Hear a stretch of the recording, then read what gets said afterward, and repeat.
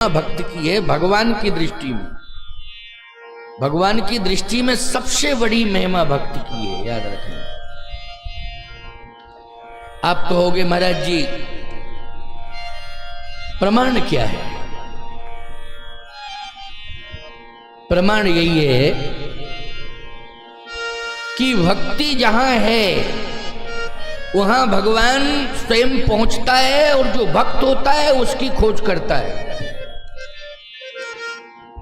बोलो करता है कि नहीं? भगवान स्वयं। भक्त को कहीं जाना नहीं पड़ता है, याद रखना, क्योंकि उसे विश्वास है कि मैं जहां हूं वहीं भगवान है, भक्त को। लेकिन जिन्हें भगवान पर विश्वास नहीं है वो भटकते रहते हैं। यहां नहीं मिला तो यहां मिलेगा, यहां नहीं मिला तो यहां मिलेगा, यहां नहीं मिला तो यहां मिलेगा, यहां नहीं मिला तो यहां मिलेगा, और कहीं नहीं मिला हार्ट अटैक हो गया और मर गए, चले गए, खत्म। कहीं नहीं मिला, मिली क्या? मौत मिली। भटकते भटकते मिलती क्या है? बोलो भाई, भटकते भटकते मौत मिलती है। भटकने की जरूरत नहीं है। ध्रुव भक्त बन गए, जहां पर बैठे थे वहीं भगवान आ गए। प्रहलाद जी भक्त बन गए, जहां पर खड़े थे प्रहलाद जी वहीं नरसिंह भगवान प्रकट हो गए। ये विश्वास की बात है। चित्रकूट में संत रहते थे, कहीं नहीं गए, भगवान यहीं आकर के मिल गए। मिल गए कि नहीं? क्यों? भक्ति कर रहे थे उसे।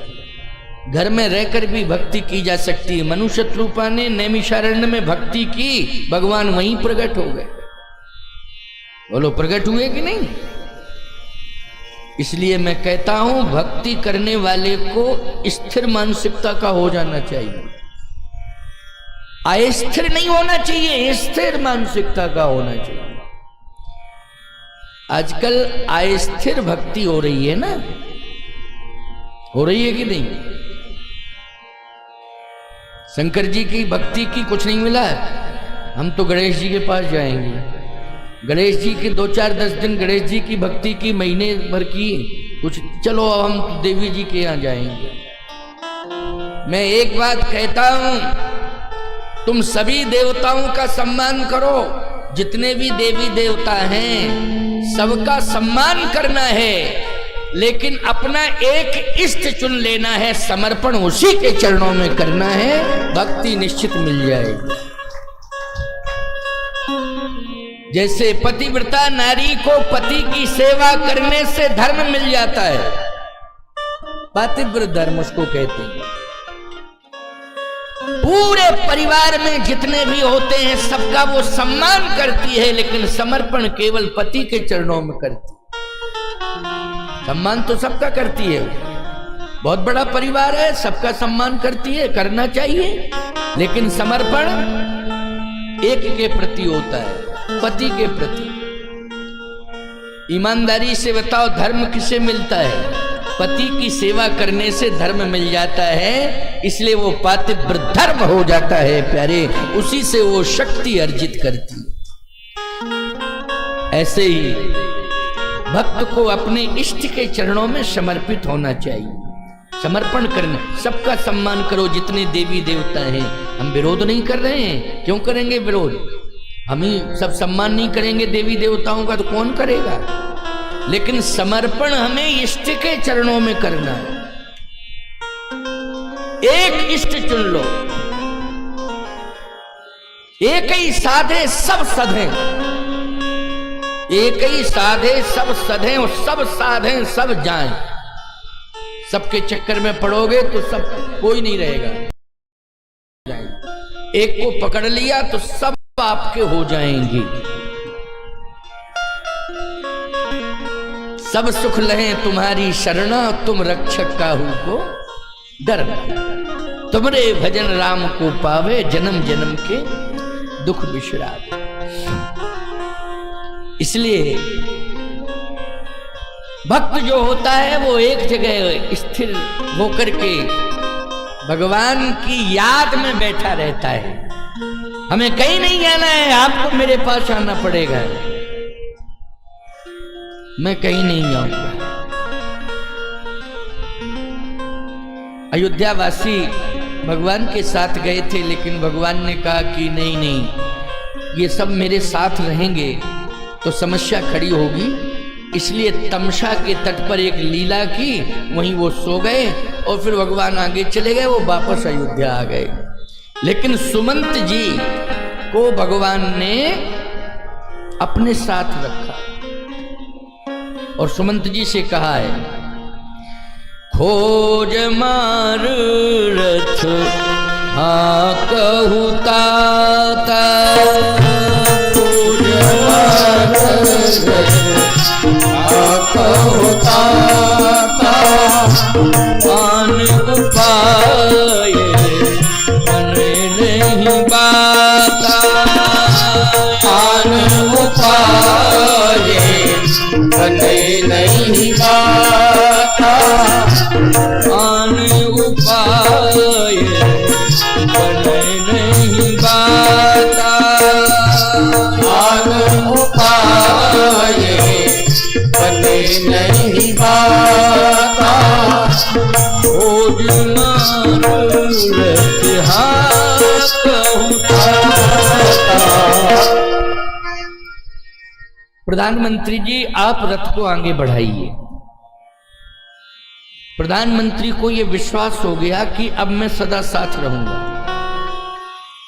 एक बात और आ गई प्रधानमंत्री जी के मन में कि अपने पिता को छोड़ा, अयोध्या की प्रजा को तमसा नदी के तट पर छोड़ा, लेकिन मुझे नहीं छोड़ा। इसका मतलब यह है कि मेरी आवश्यकता है इनको। बोलो, समझ में बात आ गई ना? मेरी आवश्यकता है इनको। पिता को छोड़ा, पूरी अयोध्या की जनता को छोड़ा, लेकिन मुझसे कह रहे हैं कि रथ आगे बढ़ाइए। इसका मतलब है कि मेरे जैसा इनका कोई सारथी नहीं है और मुझे ये कभी छोड़ नहीं सकते हैं। मेरे बिना इनका काम चलेगा नहीं। ये मेरे बंधन में बंध गए। जैसे कोई ड्राइवर कहे, जैसे हम गाड़ी चलाना नहीं जानते, अब वो मुझे बिठा ले गाड़ी में और बीच रास्ते में कहे कि ये गाड़ी चलाना जानते नहीं है, मैं ही ड्राइवर हूं, अब ये बंधन में बंध गए, मैं जहां ले जाऊंगा वहीं ये जाएंगे, जहां मैं ले जाऊंगा वहीं ये जाएंगे। नहीं नहीं नहीं, बैठने वाले मालिक ने जो रास्ता तय कर दिया है, मंजिल बता दी है, अमुक स्थान पर जाना, ड्राइवर को वहीं ले जाना पड़ेगा। यदि वो अपने मन से डिसीजन ले रहा है कि जहां मैं ले जाऊंगा वहां ये जाएंगे, तो इसका मतलब है कि वो अपनी योग्यता का दुरुपयोग कर रहा है। कर रहा है कि नहीं? अपनी योग्यता का दुरुपयोग कर रहा है। उसकी सोच हल्की है। प्रधानमंत्री जी सोच रहे हैं मेरी जरूरत पड़ी तभी तो मुझसे कह रहे रथ आगे बढ़ाओ, वरना मुझसे भी कह देते कि आप भी वापस अयोध्या जाओ और रथ को वापस ले जाओ, मुझे रथ की जरूरत नहीं।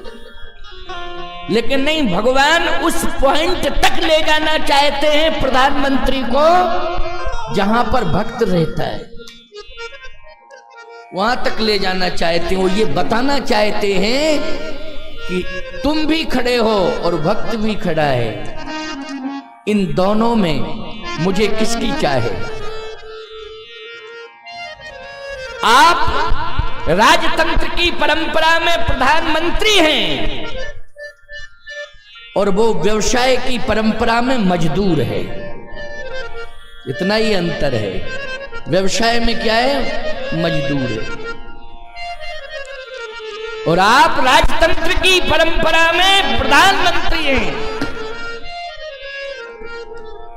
याद रखना, भक्त बनना पड़ेगा तभी भगवान पास में जाएंगे। और भक्त बनने के लिए बहुत बड़े महलों की जरूरत नहीं है प्यारे। भक्त बनने के लिए बहुत ऊंचे पद पर बैठने की भी जरूरत नहीं है। भक्त बनने के लिए आपको सम्मान, बहुत बड़ा सम्मान पाने की भी जरूरत नहीं है। मजदूर का कितना सम्मान है, सीमा है। कितना सम्मान है मजदूर का। बहुत ज्यादा आप मानवता से भरे हुए होंगे तो इतना कह देंगे भैया थोड़ा ये काम कर लो, बस इतना सम्मान दे देंगे। आप नाम नहीं लेंगे लेकिन काम के लिए तो कहेंगे कि नहीं भैया आप काम करने आए हो तो आप ये काम इतने घंटे में निपटा लेना, भैया कह दोगे भाई, इतना ही सम्मान पाएगा वो, इससे ज्यादा नहीं। चाहे जितना वो अपने मन में क्यों ना सोचता हो, लेकिन सीमित सम्मान है उसका। लेकिन प्रधानमंत्री का कितना ही कम सम्मान करो आप, लेकिन फिर भी विशेष सम्मान। और ये और होगा कि ना करो आप सम्मान, वो सम्मान तो उसे मिलेगा ही मिलेगा, इस पद पर बैठा है। भले ही तुम मत करो सम्मान, तुम्हारे करने सम्मान करने न करने से कोई फर्क नहीं पड़ता है, लेकिन वो ऐसे पद पर बैठा है कि उसे सम्मान तो मिलेगा ही मिलेगा और सम्मान करना ही पड़ेगा, सम्मान करना ही पड़ेगा।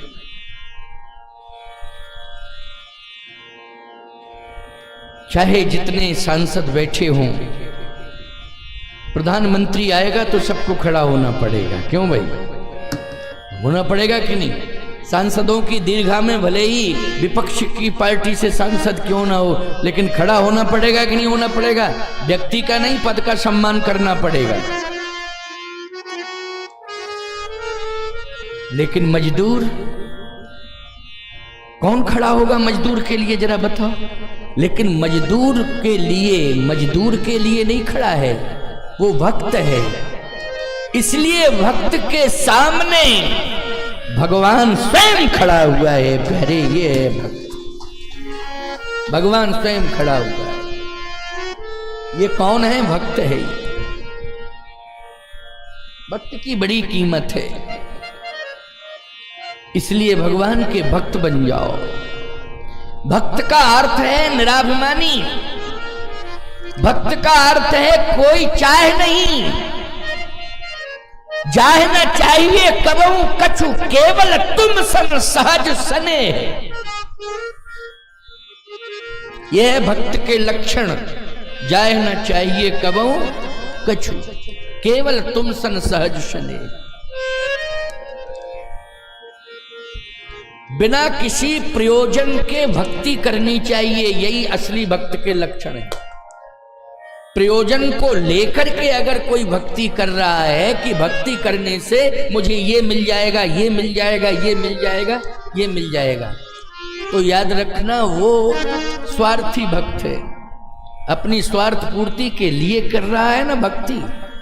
नहीं, वो के बिना किसी प्रयोजन की भक्ति करे, बस एक ही कामना उसके जीवन में रहे कि प्रभु मुझे कुछ नहीं चाहिए, केवल आप चाहिए, आप मुझे मिल जाओ, बस और कुछ नहीं चाहिए, आप चाहिए। बोलिए संत भगवान की।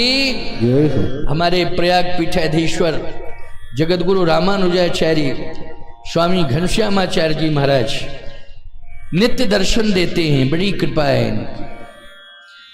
संत जब दर्शन देते हैं ना, मन प्रसन्न हो जाता है।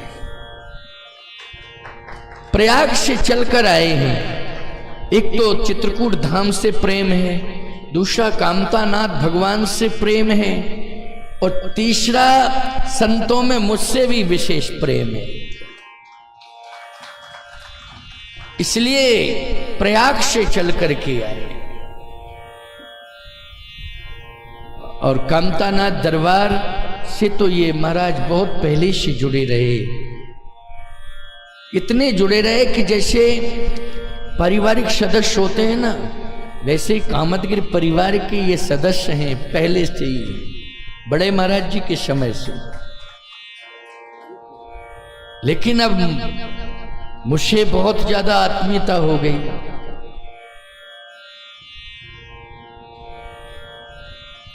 मैं भी पता नहीं कितना ज्यादा प्रेम है। ये जल पिएंगे तो मैं जल पीऊंगा, ये भोजन करेंगे तो मैं भोजन करूंगा, ये नहीं करेंगे भोजन तो मैं भी नहीं करूंगा भोजन। तो यही सिस्टम चल रहा है कि नहीं चल रहा है? एक ही जैसी स्थिति है। ये प्रेम है। क्या है? ये प्रेम। तो भक्त जो है, जो भक्त होता है वो भगवान को चाहता है और कुछ नहीं चाहता। इसलिए भगवान प्रधानमंत्री जी को उस स्थल तक ले गए हैं जहां पर भक्त बैठा हुआ है। श्रृंगवेरपुर के राजा से प्रेम तो है, मित्रवत व्यवहार है, लेकिन याद रखना जितना भगवान ने स्नेह केवट को दिया है, नाव चलाने वाले नाविक को, उतना श्रेय तो प्यारे श्रृंगवेरपुर के राजा को भी नहीं दिया। अब बताइए राजा में मजदूर में कितना अंतर है? बहुत अंतर है। और श्रृंगवेरपुर के राजा की बात छोड़िए, अयोध्या के प्रधानमंत्री जहां आदर कीन पिता सम लेगा, पिता के समान आदर किया है सुमंत जी का, लेकिन केवट के आगे तो प्रधानमंत्री जी को भी महत्व नहीं दिया सुमंत जी। केवट के सामने श्रृंगवेरपुर के राजा को भी महत्व उतना नहीं दिया जितना केवट को दिया। मजदूर, नाव चलाने वाले, क्यों? कारण क्या है? कारण यह है कि वो भक्त है, उसे कुछ चाहिए नहीं। अब कछुनाथ न, ये डिमडिम नाद है उसका। अब कछुनाथ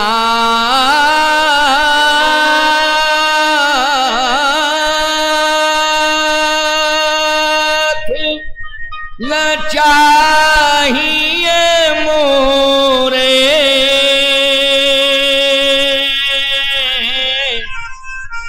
ओ दीन दयाल अनुग्रहित रे।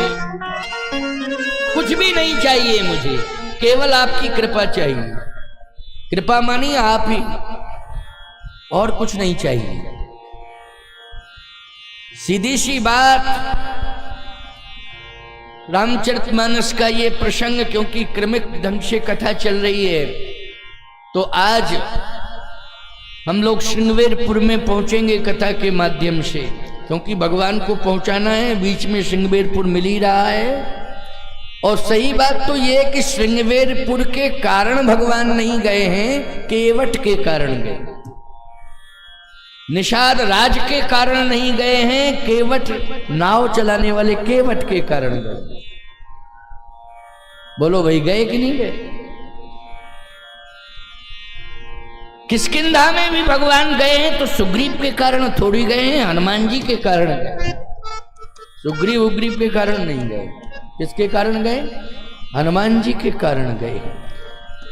और सही बताऊं आपको, लंका में भी भगवान गए हैं तो सावधानी से सुनना, सीता को पाने के लिए नहीं गए हैं, बल्कि विभीषण को राजा बनाने के लिए गए हैं कि मेरा भक्त जो है उसे मैं राजा बनाऊंगा। बोलो भाई, उसे मैं राजा बनाऊंगा। सीता जी तो मिली गई, सीता जी कहीं है ही नहीं, वो तो भगवान के पास है। प्रभु पर धरी है अनल समानी, क्यों महाराज? ये तो माया की सीता गई है लंका, असली सीता भगवान के पास है। हृदय में सदा रहती हैं जानकी मैया प्रभु राम के, लेकिन भक्तों के कारण भगवान को जाना पड़ता है। सीता के कारण कष्ट नहीं उठाना पड़ा भगवान को, विभीषण जैसे संत के कारण भगवान को कष्ट उठाना पड़ा है, याद रखना। भले ही लोग कहने वाले कह दें कि सीता जी के लिए, सीता जी को कष्ट कौन दे सकता है? किसकी हिम्मत है? किसकी हिम्मत है? कौन कष्ट दे सकता है? याद रखना, काया को कष्ट मिलता है कि छाया को? काया को कष्ट मिलता है तो सीता जी की काया तो प्रभु राम के पास है, छाया है लंका में। अब क्या कष्ट मिलेगा? बोलो भाई, छाया को क्या कष्ट मिलेगा?